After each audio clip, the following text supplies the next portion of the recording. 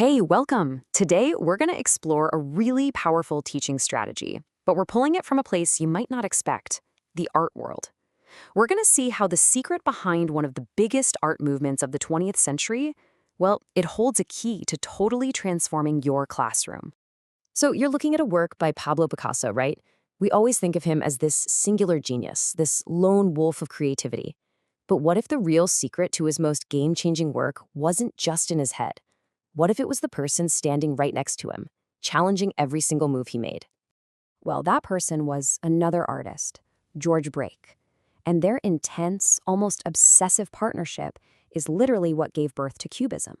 I mean, it completely changed the entire course of modern art. And this was not your casual friendship. For a few years there, these guys were inseparable.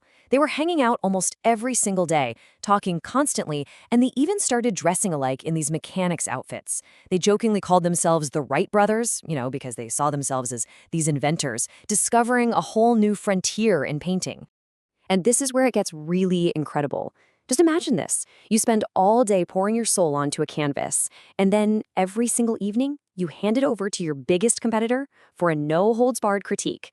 Picasso himself said it. A painting wasn't done until both of them gave it the green light. That's constant, high-stakes peer review. And Braque's metaphor here, wow, it just hits the nail on the head. Roped together on a mountain. They were on this dangerous, uncharted climb. If one of them slipped, it could take the other one down too. Their creative survival, their success, it all hinged on them depending on each other. So, okay, how do we take this amazing story from a dusty Paris studio and bring it into our classrooms today? It turns out this exact dynamic makes a really powerful case for thinking about how we assess our students in a whole new way. And this is the big question for us as instructors, isn't it? What if we could build an environment where our students weren't just learning from us, but were actually roped together, pushing and pulling and helping each other climb higher than they ever could alone? What we're talking about here, it actually has a name: peer assessment. It's basically a structured process where students get to evaluate their classmates' work. And the key is they're using clear, pre-established criteria. It's all about turning classmates into collaborators. And look, this isn't just some nice, fluffy idea.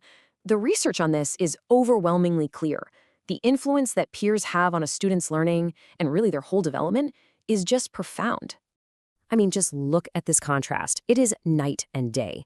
On one side, you've got positive peer relationships, and they're linked to better grades, more motivation, better mental health, the whole package. And on the other side, isolation leads to anxiety, low self-esteem. It's clear that the social vibe in your classroom isn't just some side effect. It is absolutely central to learning. And get this, here's something you might not expect. Research actually shows that we are often better at judging other people's actions than we are our own. So that means the feedback a student gets from their classmate, well, it isn't just extra feedback. In some ways, it can be more detailed and even more on point. Okay, I know what you might be thinking. This sounds great for the students, but what about my workload? As an instructor, is this just more work for me? Well, that's the best part. Doing peer assessment right actually has huge practical benefits that can make your job easier and a lot more effective. So let's just run through the big ones. First, students learn the material on a way deeper level because they have to actually apply the grading criteria themselves. You also get way more feedback happening than any one person could ever provide. Plus, you get to assess things beyond just writing, like reasoning or teamwork.